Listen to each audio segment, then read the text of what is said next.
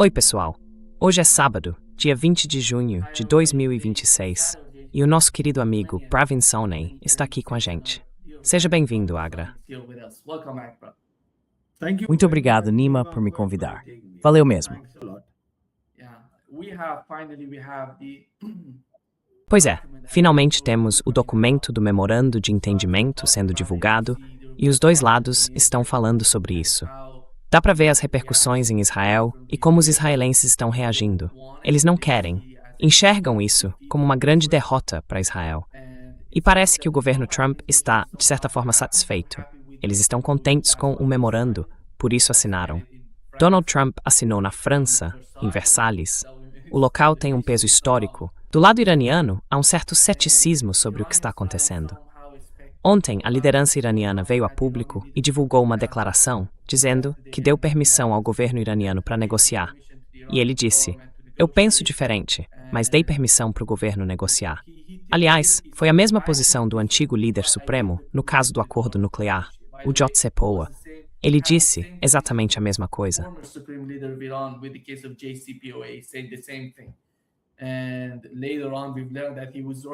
E depois a gente acabou descobrindo que ele tinha razão sobre o acordo nuclear, o JCPOA, porque o Donald Trump simplesmente destruiu tudo quando decidiu sair do acordo.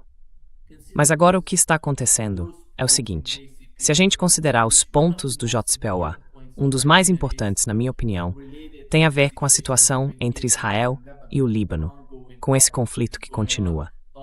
O Donald Trump está tentando pressionar o Benjamin Netanyahu. Isso é algo novo. É algo novo para Washington. Não é o tipo de coisa com que Washington está acostumada. É algo realmente novo. Por isso, a gente vê tanta gente discutindo e criticando o Donald Trump, tanto em Israel quanto fora de Israel, nos Estados Unidos. Mas como você enxerga toda essa situação? A forma como o Irã está se envolvendo, os Estados Unidos tentando administrar algum tipo de estratégia, e toda essa complexidade no Líbano.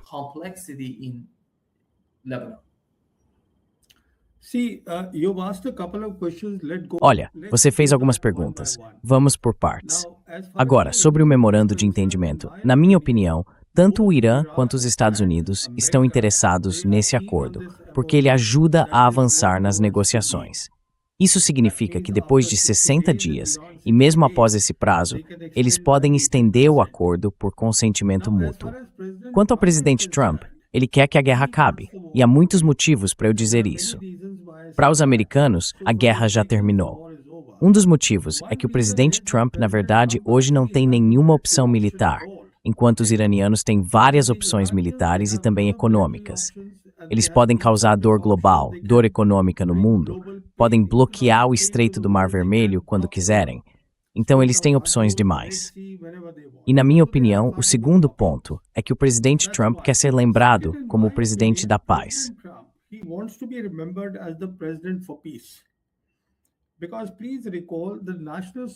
Lembrem-se da estratégia de segurança nacional do governo Trump, que foi divulgada em novembro de 2025.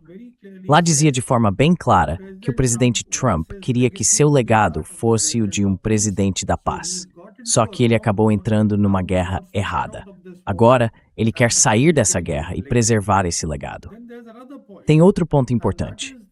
Em 2025, o presidente Trump mudou o nome do Departamento de Defesa para Departamento de Guerra. E recentemente a gente ouviu que Pete Hegseth, o secretário de Guerra, pediu ao Congresso americano um orçamento para 2027, nada menos que 1,5 trilhão de dólares para o Departamento de Guerra. O que eles querem, basicamente, é sair dessa guerra na Ásia Ocidental e mudar o foco para o Oceano Ártico, porque é lá que estão os problemas para o governo Trump.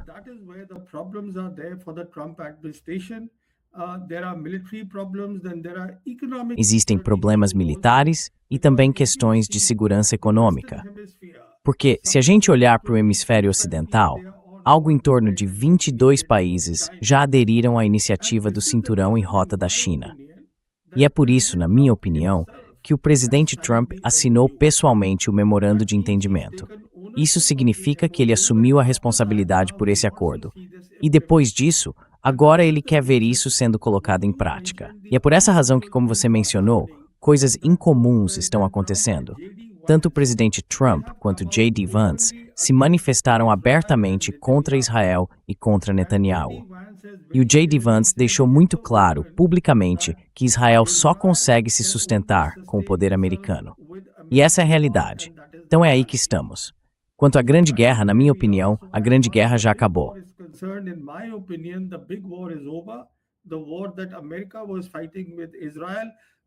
A guerra que os Estados Unidos estavam travando com o Irã acabou, mas ficamos com o Israel beligerante. Agora, no que diz respeito aos israelenses, todo mundo sabe que eles têm seus próprios objetivos de guerra. Então eles vão continuar fazendo o que estão fazendo no Líbano. Agora, tem duas coisas envolvidas aqui.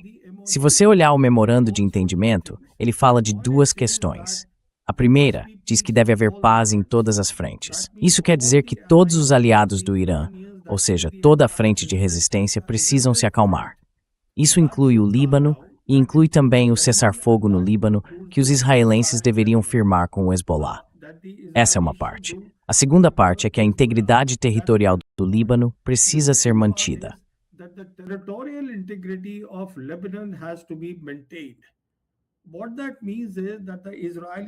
O que isso significa é que os israelenses já estão ocupando o sul do Líbano. Algo em torno de 20% do território libanês está sob ocupação de Israel. E segundo relatos, eles estão ampliando seus assentamentos por lá. Mudaram até seus mapas naquela região. Então eu acho que os iranianos estão sendo extremamente prudentes. Eles querem que o cessar-fogo se mantenha. Por enquanto ele está valendo. Isso quer dizer que, no que diz respeito à Ásia Ocidental, eles vão ter que conviver com essa situação de nem guerra, nem paz. Enquanto o cessar-fogo durar, a questão da integridade territorial pode ser tratada mais adiante. É por isso que a equipe iraniana, liderada por Abbas Araghchi, já está na Suíça, ou a caminho de lá, a menos, é claro, que Netanyahu volte a romper o cessar-fogo no Líbano.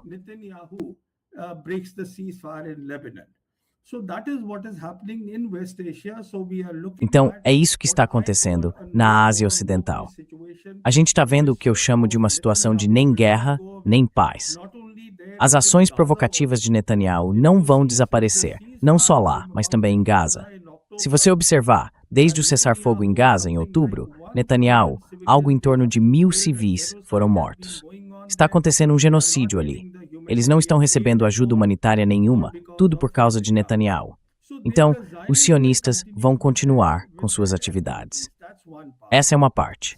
A segunda parte, que é bem interessante que você acabou de mencionar, é sobre o líder supremo do Irã, o Ayatollah Khamenei. Veja bem, o que aconteceu é que os iranianos, quando você olha o memorando de entendimento, eles conseguiram muita coisa, e deveriam mesmo conseguir, porque venceram a guerra. And they should get a lot because they have won the war. It's simple as that. This is not a MOU which has been done. É simples assim. Esse não é um memorando de entendimento feito em tempos de paz, em que os dois lados precisam sair ganhando. Então, todos esses chiliques que estão acontecendo nos Estados Unidos, de formuladores de políticas, da mídia, do establishment, dizendo que o Trump deu mais para o Irã nesse acordo do que recebeu em troca, não tem fundamento. Porque esse memorando é consequência de uma guerra que o Irã venceu de forma decisiva. Quando a gente entende isso, o problema agora é que há muitas vozes dentro do Irã dizendo que o país deveria ter armas nucleares. Então, o que o líder supremo fez, na minha opinião, foi levar essas vozes em consideração e emitir uma declaração dizendo que a visão dele é diferente da visão do presidente.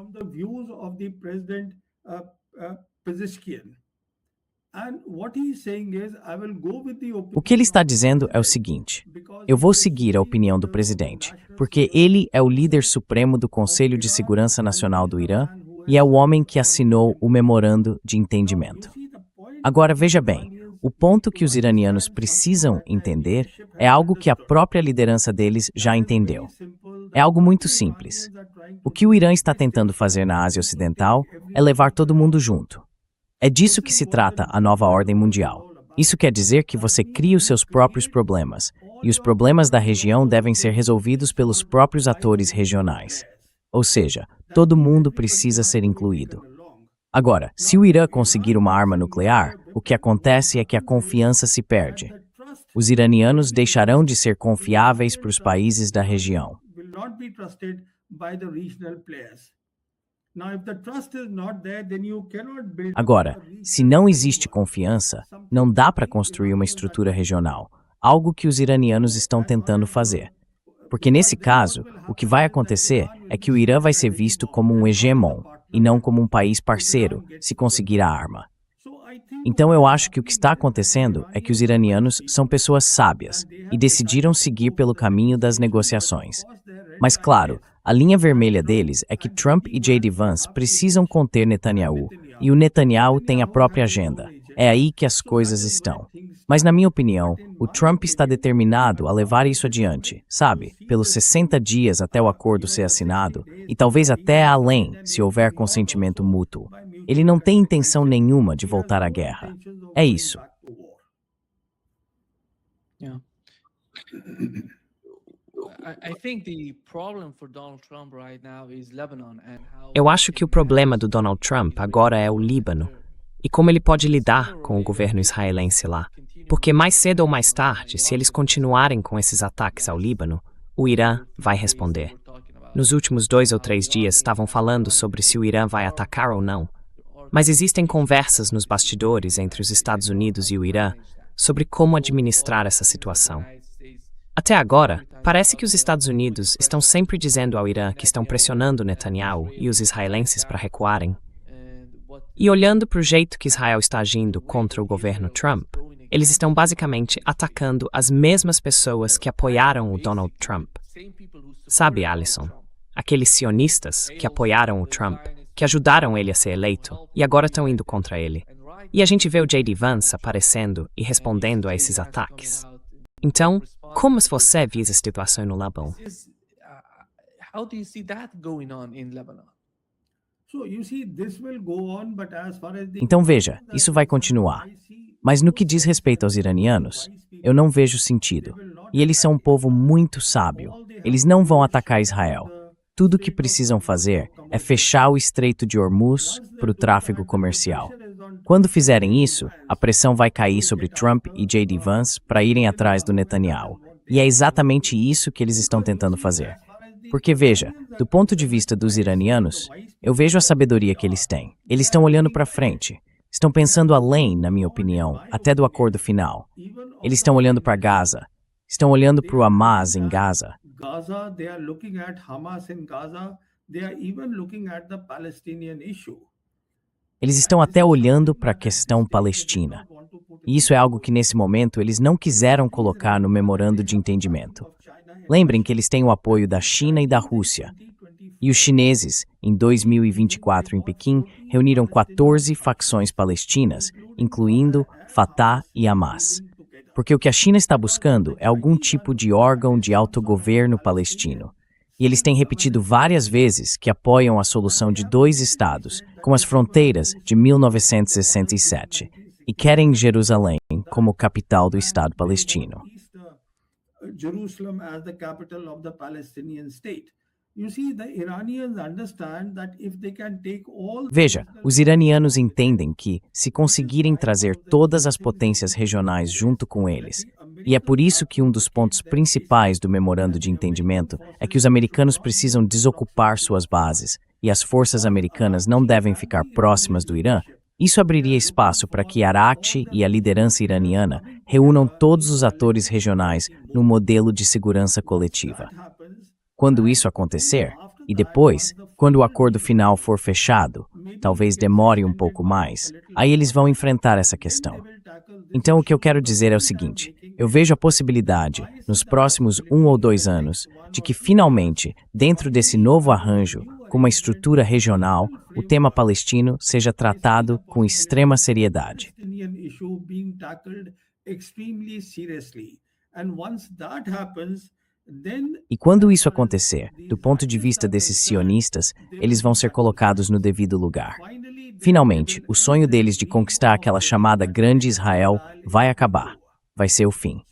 Na minha opinião, os iranianos estão pensando muito à frente e vão fazer o máximo para observar a situação. Eles vão dar toda a margem possível, vão dar bastante corda para os americanos, mas com certeza são firmes. they are Para eles, existe uma linha vermelha. O ataque ao Hezbollah tem que parar. O terrorismo de Israel no Líbano tem que parar. Caso contrário, eles fecham o Estreito de Hormuz. E é aí que a gente está.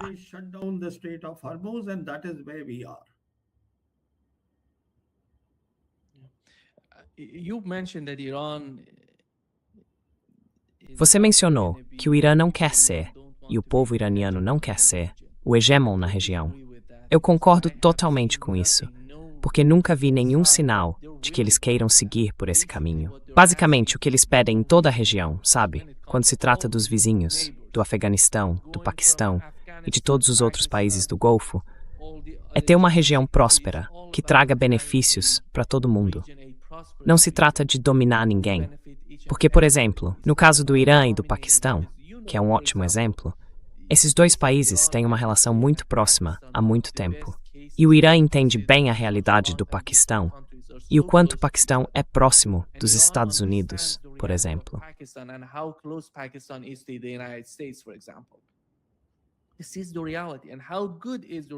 Essa é a realidade. E como está a relação entre o Irã e o Paquistão?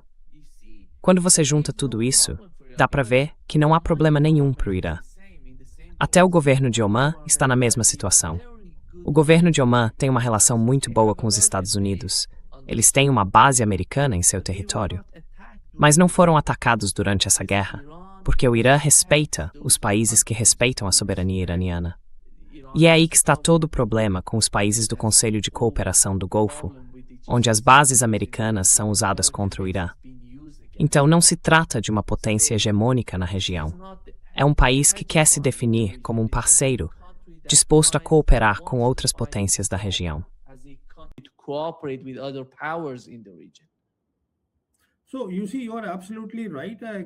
Então veja, você está absolutamente certo. Eu concordo com você. Na verdade, como você mencionou as relações entre o Irã e o Paquistão, a gente também precisa lembrar que na versão iraniana do Memorando de Entendimento, eles chamaram o documento de Memorando de Islamabad. Ou seja, para os iranianos, dentro do novo arranjo regional que eles estão tentando construir com a ajuda de duas grandes potências, a China e a Rússia, o Paquistão vai ter um papel muito importante e central na Ásia Ocidental, dentro desse novo quadro regional. E é por isso que eles mencionaram o Paquistão de forma tão específica. Porque veja, quando olhamos para o futuro, o que percebemos é que um dos pontos principais do memorando é que as forças dos Estados Unidos precisam se afastar da proximidade do Irã.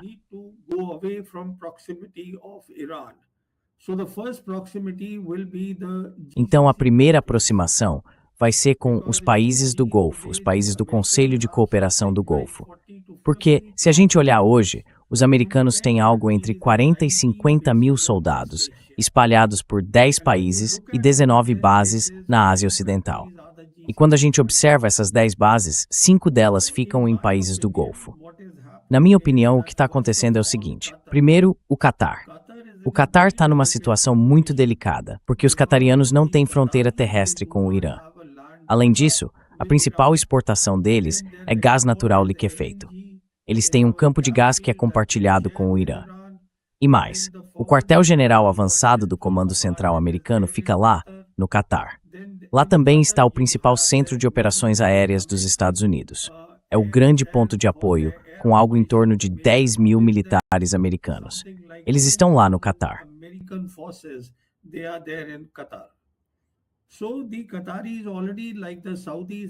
Então, os cataris, assim como os sauditas, já fecharam um acordo de segurança com o exército do Paquistão.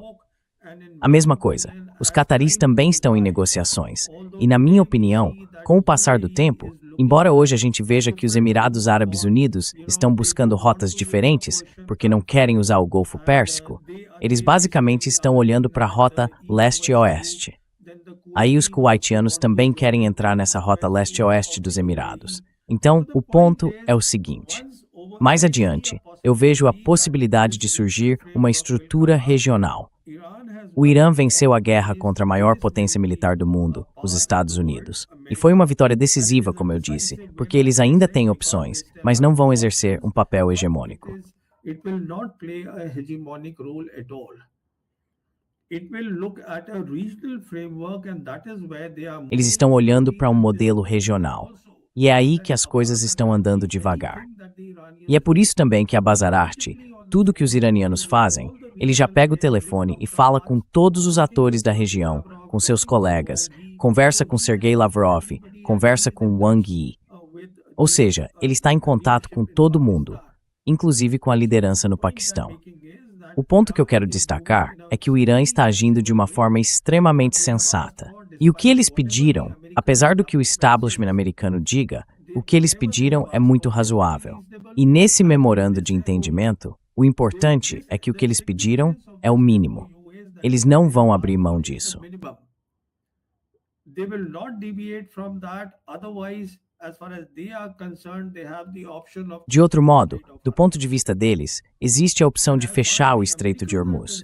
E do ponto de vista dos americanos, quando você olha para o establishment americano, a liderança política, os comentaristas, os principais analistas, a mídia, os centros de pesquisa, todos eles vivem numa bolha própria.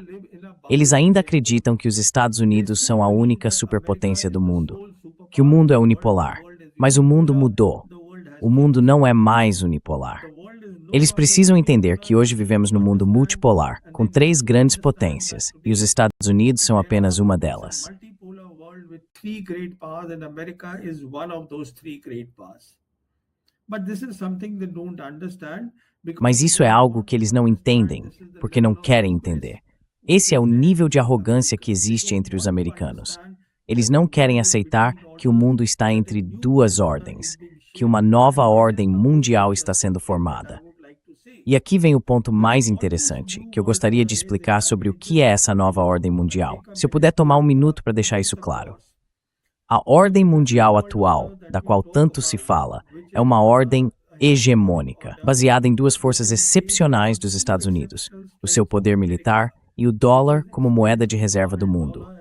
Essa é uma ordem hegemônica. É uma ordem em que os Estados Unidos fazem e desfazem as regras como bem entendem. America makes and breaks the rule at will. We are talking now of a new world order. Estamos falando agora de uma nova ordem mundial, em que o foco é o desenvolvimento por meio da paz. E isso significa que a paz não pode ser uma paz absoluta, porque a paz absoluta acaba levando a conflitos e a guerra. Então, o que está em jogo aqui é a segurança coletiva, que é exatamente o que os iranianos estão tentando fazer. E também se trata de garantir que as regras sejam baseadas nas Nações Unidas. Por isso, o último ponto. Se você olhar o 14º ponto do Memorando de Entendimento, deixa claro que o acordo final será endossado pelas Nações Unidas. Isso quer dizer que China e Rússia vão apoiar esse acordo final, sempre sob a égide das Nações Unidas. E o texto também afirma, de forma bem clara, que não haverá interferência nos assuntos internos de nenhum outro país.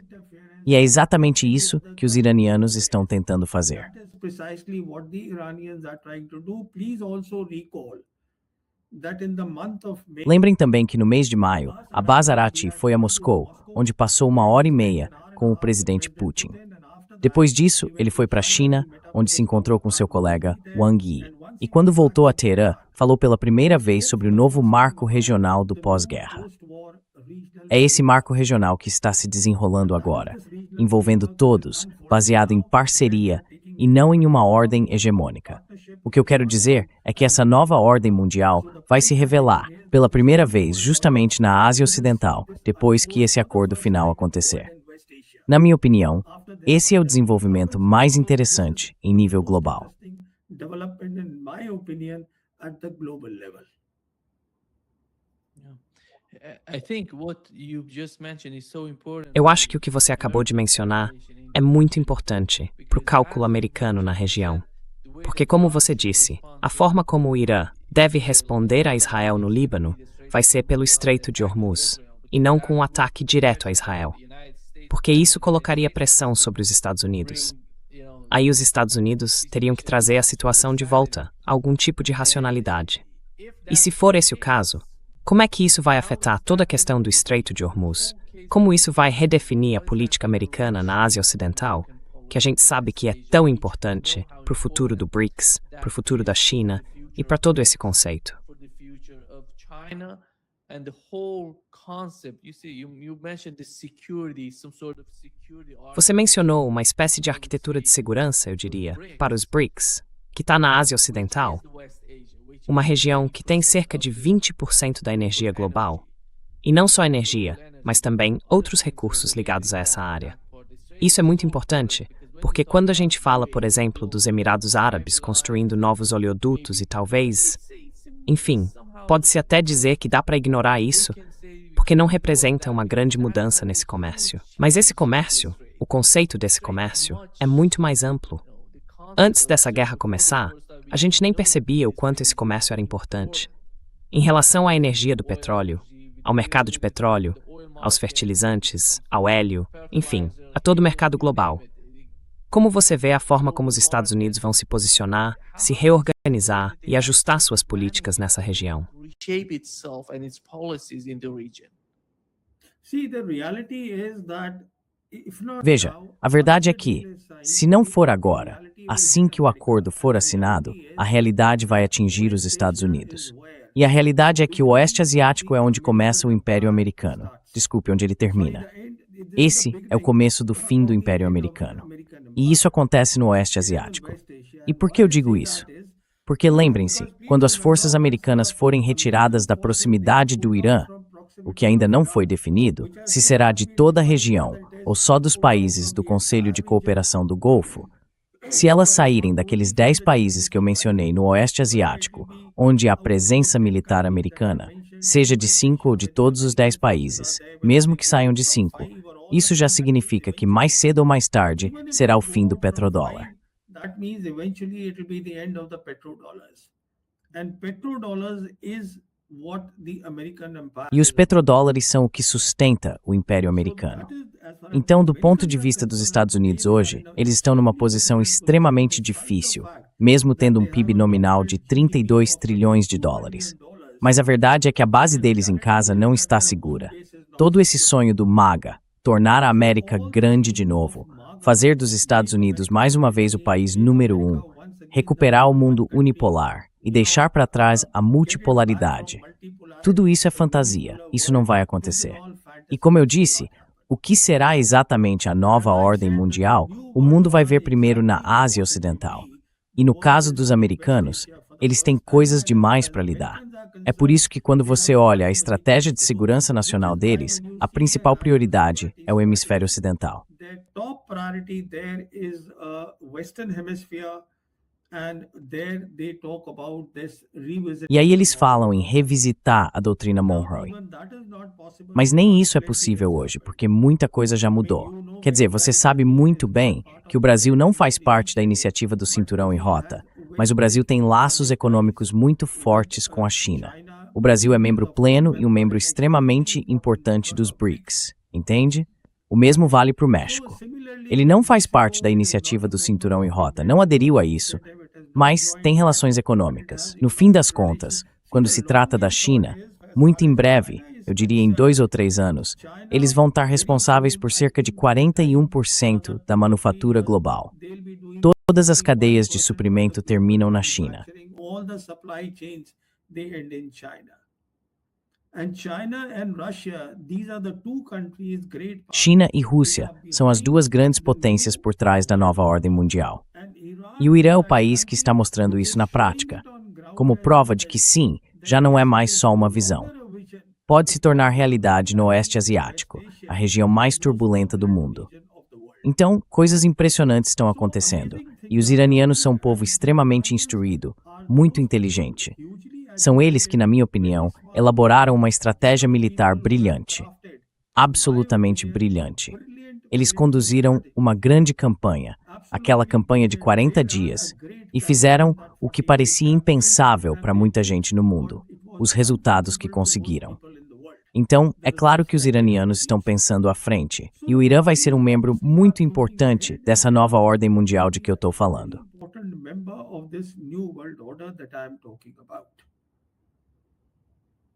Yeah. We had the G7 summit. A gente teve a cúpula do G7 e eles convidaram 3 membros do BRICS, o Brasil, os Emirados Árabes Unidos e o Egito. Eu imagino que o Egito e os Emirados tenham alguma relação com o que está acontecendo na Ásia Ocidental, com a guerra em andamento. Mas o Brasil está lá. O que significa isso?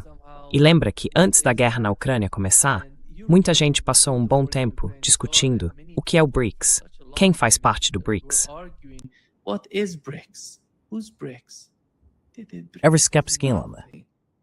And getting just you remember. E você lembra, não sei se chegou a ver aquele vídeo do Joe Biden falando sobre o que a Rússia quer fazer.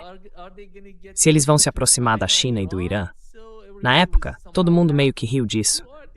Quem são essas pessoas? Eles realmente acham que tem uma alternativa junto com o Irã e a China? Pois é, o que era motivo de riso naquela época está acontecendo diante dos nossos olhos hoje. O mundo está se reorganizando. É por isso que convidaram o Brasil, os Emirados Árabes Unidos e o Egito para a cúpula do G7. E o que isso significa, afinal? What is your understanding of that? Yeah. See, Nima, what's happened is that as far as G7 is Então veja, Nima, o que aconteceu é o seguinte. No que diz respeito ao G7, o G7 basicamente ficou para trás. Quando a gente olha para o PIB, ele representa algo em torno de 29% do PIB global. O PIB global do G7 hoje, enquanto o BRICS está em algo perto de 32%, mais ou menos. Ou seja, o BRICS já está bem à frente deles. E o BRICS hoje representa cerca de 40% da população mundial. Então, o que o G7 está tentando fazer? Eu quero destacar 2 pontos aqui. O primeiro é que o presidente Trump, se você lembrar, chegou a falar sobre trazer a Rússia de volta para o G7, transformando de novo no G8, para dar um pouco mais de força ao grupo. Mas claro, isso não vai acontecer. Os europeus nunca vão concordar com isso. Now, of course, that will not happen. The Europeans will never agree to that. So now they have brought in these three countries. Então agora eles trouxeram esses 3 países de fora do BRICS, porque de certa forma estão dizendo que estão expandindo o G7. Embora esses 3 países não sejam parceiros do G7, eles estão basicamente participando do programa de aproximação. Mas o que eu penso é o seguinte, até mesmo esses países, quer dizer, o Brasil foi, o que é bom, porque o Brasil está no hemisfério ocidental. Mas, sinceramente, eu não vejo muito sentido na Índia e, considerando que a Índia tem a presidência do BRICS neste ano. 2024 é o ano da presidência. A Índia está na presidência e há muita coisa a ser feita por aqui. Mas, de qualquer forma, essa é a opinião ou a decisão que o governo da Índia tomou.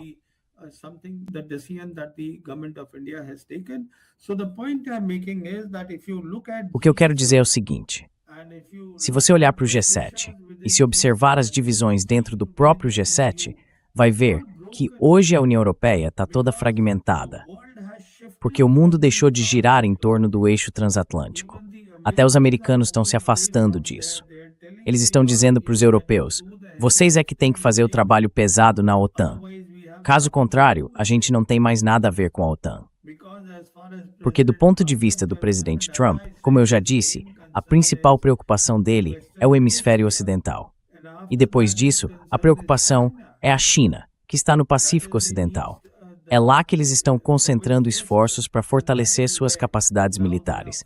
Não por meio de uma corrida armamentista, mas por meio da dissuasão.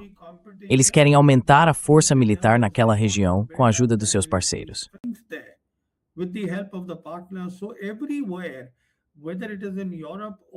Então, em todo lugar, seja na Europa ou no leste asiático em relação à China, eles estão pedindo para os parceiros fazerem o trabalho pesado, os americanos.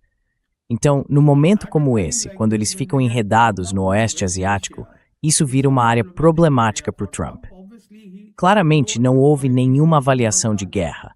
Não houve compreensão sobre a resiliência do povo iraniano, sobre o fato de que o Irã é um estado civilizacional. Não houve nenhum senso da história do povo iraniano.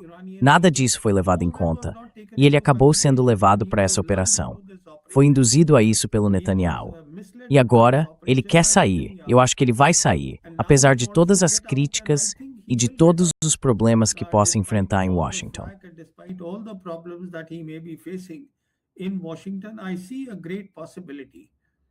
Eu vejo uma grande possibilidade. E até os iranianos estão interessados em fazer esse memorando de entendimento acontecer, porque eles têm coisas além do memorando para resolver. E talvez isso não termine em 60 dias, digamos em 90, ou talvez um pouco mais. Mas se isso for concluído, será um grande ganho para o Irã e para a nova ordem mundial. Quanto aos Estados Unidos, eles podem cuidar dos próprios assuntos. E tem muitos assuntos, muitos problemas. Então, o que realmente está atrapalhando é Israel e os sionistas. São essas pessoas que estão criando os problemas. E são essas pessoas que agora precisam ser controladas pelo presidente Trump e pelo vice-presidente. Eles é que têm que cuidar disso.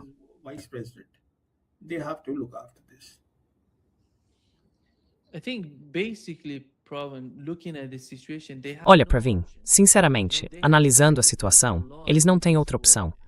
Eles já sacrificaram muito nessa guerra contra o Irã. Perderam mais da metade do seu arsenal, tiveram radares destruídos e sofreram um enorme dano à força militar americana, ou melhor, à imagem dos Estados Unidos como potência militar. Algo em torno de 17 bases na região foram atingidas e destruídas pelas forças iranianas.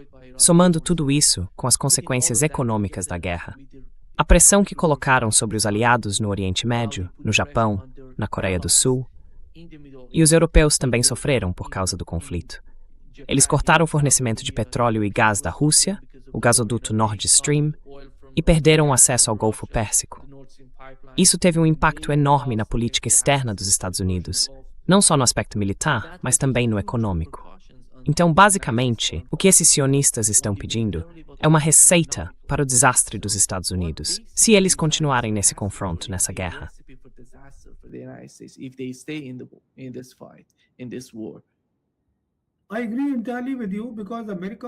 Concordo totalmente com você, porque os Estados Unidos já estão com problemas. Se você olhar a estratégia de segurança nacional e a estratégia de defesa do governo Trump, fica muito claro que a principal prioridade é o hemisfério ocidental. E depois disso, a segunda prioridade é fortalecer a base industrial de defesa, porque eles têm um grande problema nessa área. E se me permite acrescentar mais um ponto, o que ficou muito evidente na guerra no oeste da Ásia, nesses 40 dias, é que os americanos estão lutando com capacidades do século XX. Não dá para enfrentar uma guerra assimétrica como a que os iranianos planejaram e executaram. Contra eles, o que os Estados Unidos têm são esses enormes porta-aviões e destroyers.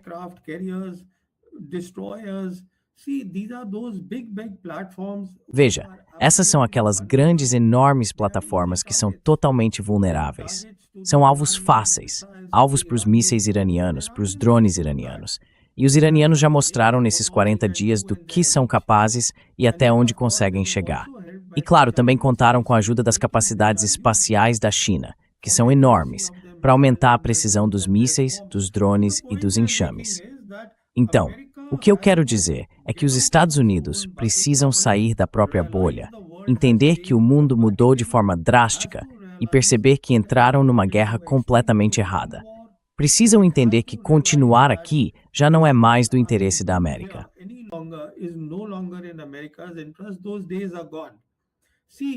Esses tempos já ficaram para trás. Veja, foi durante a Guerra Fria e o período do mundo unipolar que os Estados Unidos podiam apoiar Israel. Agora, no mundo multipolar, e com a guerra que estamos vendo, é do interesse dos Estados Unidos dizer claramente aos sionistas, tanto aqui quanto em Washington, que eles não podem simplesmente agir conforme os interesses de Israel. Agora, se o Trump vai conseguir fazer isso, eu não sei. Mas como eu disse, ele tem muito a perder. Claro, a inflação está subindo e as eleições de meio de mandato estão chegando. Todos esses problemas estão aí. Mas, ao mesmo tempo, ele se preocupa muito com o legado dele. Se você lembrar, até no G7, quando conversava com o primeiro-ministro Modi, ele disse que tinha encerrado 8 guerras.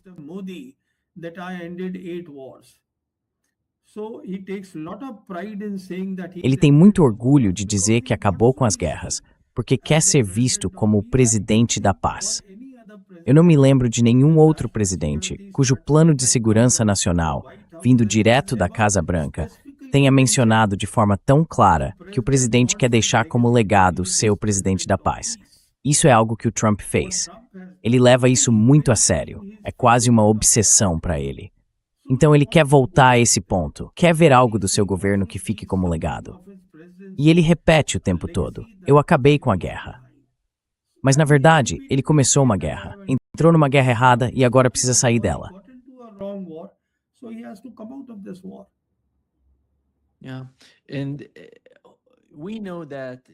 E a gente sabe que, olhando o quadro geral, muita gente diria que toda a agenda por trás da guerra na Ucrânia e da guerra no Oriente Médio tem a ver com chegar até a China. E onde está a China nessa história? Como você enxerga a China hoje, observando como os Estados Unidos estão lidando com seus próprios problemas, tanto na política externa, quanto em relação à Ucrânia e ao Irã? Basicamente, o Donald Trump chegou ao poder falando em trazer os empregos de volta para os Estados Unidos, trazer a produção de volta para o país. Mas nada disso está acontecendo agora. Tudo gira em torno da guerra. Tudo gira em torno de algo novo, o Estreito de Hormuz, que nem era um tema antes dessa guerra começar. E se a gente parar para pensar, nada de concreto aconteceu na Ucrânia até agora. A guerra continua.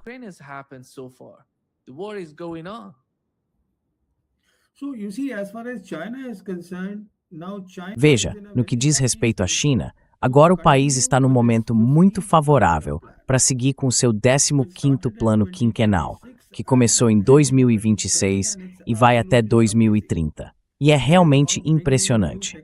Esse plano trata de incorporar novas tecnologias, especialmente inteligência artificial, em aplicações e na indústria. É algo incrível que eles planejaram para o 15º plano quinquenal. Então, eles têm bastante tempo para trabalhar nisso. E quanto aos americanos, está muito claro que eles não estão mais olhando para uma competição militar direta com a China. Eles querem fortalecer as próprias capacidades. Por isso, os chineses estão bem satisfeitos com essa situação. Mas, para dizer quem sai ganhando, é aí que eu quero trazer uma perspectiva um pouco diferente.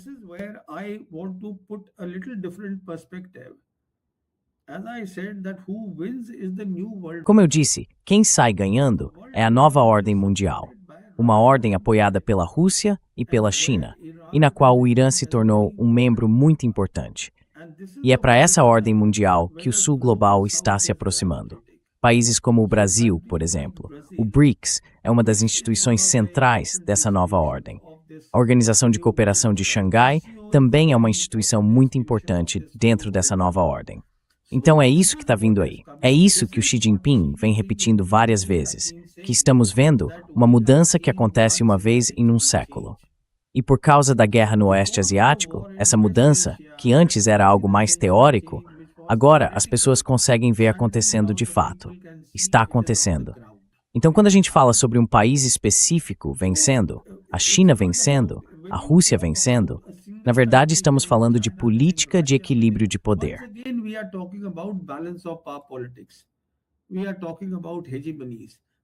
Estamos falando de hegemonias. Mas não é disso que a nova ordem mundial está falando. Como eu disse, a visão deles é completamente diferente. No que diz respeito aos chineses, eles são muito claros. Se a China vence, se a China prospera, então o Sul Global também prospera. E por que ele prospera?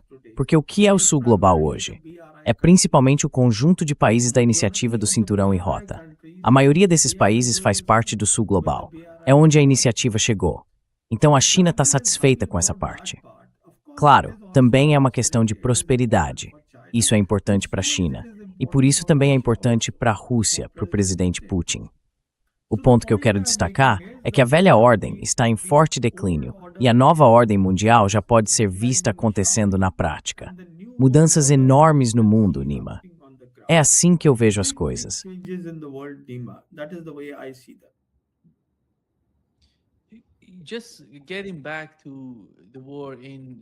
Voltando à guerra no Líbano, a gente sabe que o Irã tem algum tipo de influência militar sobre Israel. E foi isso que eles fizeram. Se você atacar Beirute, se atacar Dahia, no sul, nós vamos atacar o norte de Israel. Você acha que o governo Trump vai simplesmente ficar de lado e deixar o Irã fazer isso para pressionar Israel?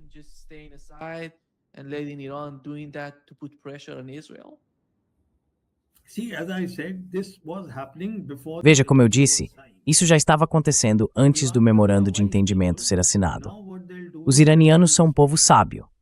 Agora, o que eles podem fazer é fechar o estreito. Eles não têm realmente motivo para isso agora, mas poderiam pedir para os Houthis fazerem isso.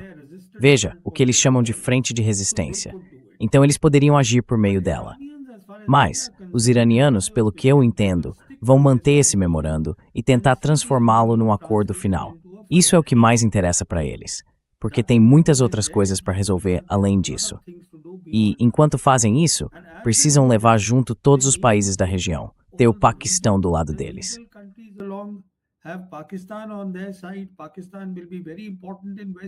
O Paquistão vai ter um papel muito importante na Ásia Ocidental e também para manter a China e a Rússia totalmente a par do que está acontecendo, que é exatamente o que a Basarati vem fazendo com frequência. Então é isso que os iranianos... Olha, eu não acho que os iranianos... Veja, a realidade é muito simples. O próprio J.D. Vance disse publicamente: 2/3 do equipamento de defesa que Israel tem hoje vieram com dinheiro americano. Foram os americanos que forneceram as armas. O que ele quis dizer é que se os Estados Unidos não apoiarem Israel, não há como Israel enfrentar o Irã. Isso deveria estar claro para todo mundo depois da Guerra de 40 dias. Simplesmente não é possível. Mas os sionistas, pela forma como pensam, veja, eu chamo de um Estado terrorista.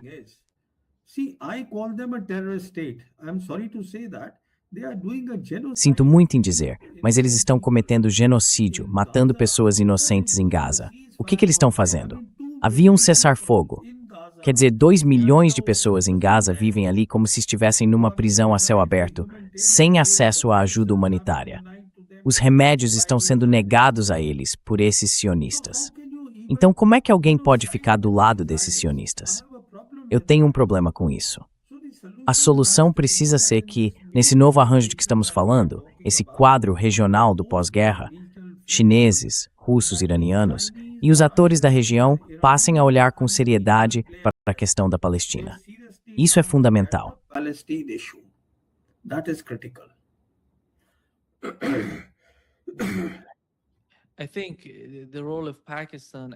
Eu acho que o papel do Paquistão, com o passar do tempo, está ficando mais ousado, na minha opinião. O motivo de o Irã ter mencionado Islamabad, e isso é importante, é o ponto central, é porque eles querem destacar a importância do Paquistão em todo esse tipo de negociação entre o Irã e os Estados Unidos. E isso também é um sinal para a região, para que vejam o Paquistão como um novo participante nesse cenário. A gente tem esse novo tipo de acordo militar entre o Paquistão e a Arábia Saudita, que é importante a longo prazo, na minha opinião. Porque se o Paquistão for oferecer apoio militar à Arábia Saudita, então eles passam a ter uma espécie de guarda-chuva nuclear em relação a Israel.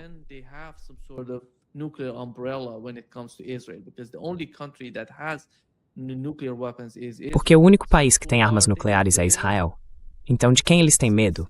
É de Israel, não do Irã. E eles estavam agindo nos bastidores. O que me chamou a atenção foi que desde o início da guerra, depois de uns 4 dias, parece que, a guerra começou em 28 de fevereiro.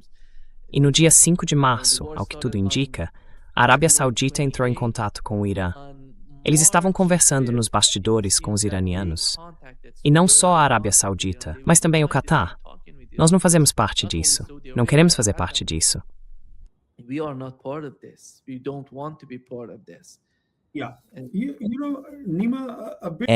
Sabe, Nima, só para acrescentar um pouco sobre o Paquistão. Veja, o Paquistão tem estado ao lado da Arábia Saudita desde os anos 70. Sempre foi um ator ativo na Ásia Ocidental. O que aconteceu foi que no ano passado, em 2025, no ano passado, os sauditas e os paquistaneses assinaram um acordo formal de defesa.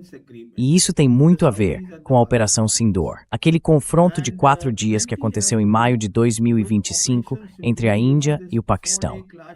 Todos os países da região, inclusive os Estados Unidos, concluíram que os paquistaneses se saíram melhor, e os israelenses sabem disso.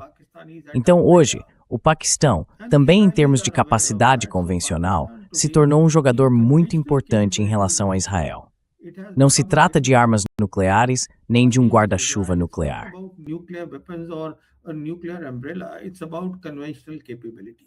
Na minha opinião, a questão é sobre capacidades convencionais.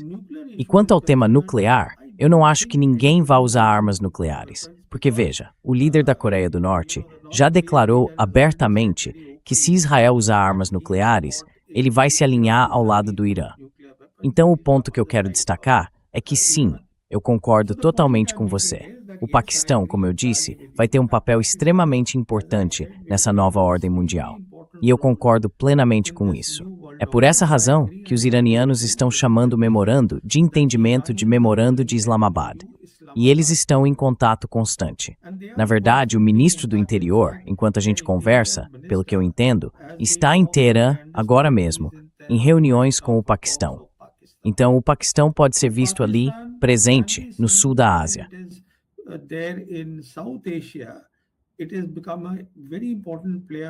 O país se tornou um ator muito importante na Ásia Ocidental. E é por isso que eu repito sempre, nesse novo cenário mundial de que estamos falando, e aqui estamos falando da massa continental da Eurásia, sem incluir os países da Europa Ocidental, essas três regiões, Ásia Central, Ásia Ocidental e Ásia do Sul, precisam ser vistas como um todo. E o Paquistão está desempenhando um papel importante em toda essa região, por um motivo simples. Hoje, o Paquistão é o único país do mundo que mantém boas relações com as três grandes potências, os Estados Unidos, a China e a Rússia, nesse mundo multipolar. Isso é algo excepcional. Então, o Paquistão, nesse sentido, realmente fez algo notável. E olha, muito do mérito vai para o governo.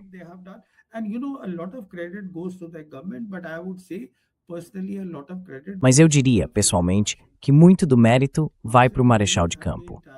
O Azim Munir tem sido incansável. E é por isso que o Trump vive dizendo meu Marechal de Campo favorito. Porque ele representa o exército. E do jeito que o governo e a estrutura deles funcionam, todos nós sabemos que no Paquistão, o chefe do exército costuma ter muita influência. Mas hoje, o Marechal de Campo, Azim Munir, se tornou uma figura extremamente importante. E claro, isso não diminui o papel do primeiro-ministro do Paquistão, nem do ministro das Relações Exteriores. Eles também têm trabalhado muito e mostrado uma energia impressionante. Quero dizer, tem havido um esforço enorme e constante. Então sim, eu concordo totalmente com você. O Paquistão vai ter um papel importante.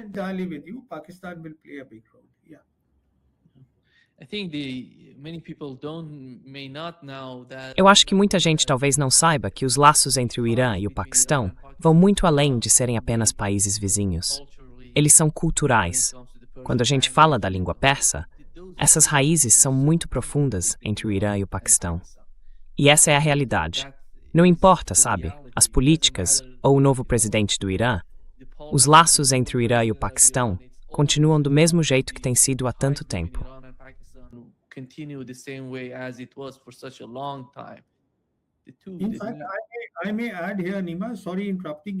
Posso acrescentar uma coisa aqui, Nima?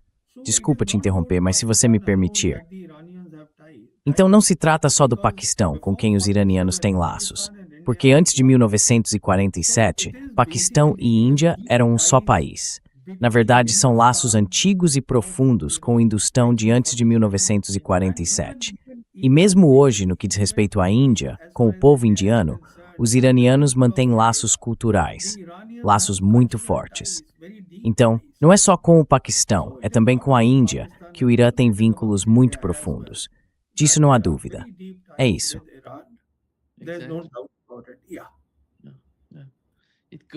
Tudo isso vai para a língua persa, tá tudo ligado.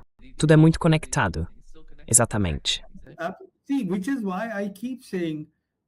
É por isso que eu vivo dizendo que, nessa nova ordem mundial, é importante que a Índia e o Paquistão trabalhem juntos. Exatamente, trabalhem juntos. Veja o conceito de segurança coletiva, o conceito que os iranianos estão tentando aplicar no oeste da Ásia, para que o foco passe a ser o desenvolvimento. A região prospera. Nós, todos esses países, Índia, Paquistão, temos populações muito pobres. Elas precisam de desenvolvimento. A prosperidade precisa chegar aqui. É por isso que eu te insisto que devemos aproveitar a oportunidade dessa nova ordem mundial. Se o Irã consegue fazer isso, com certeza a Índia e o Paquistão também podem.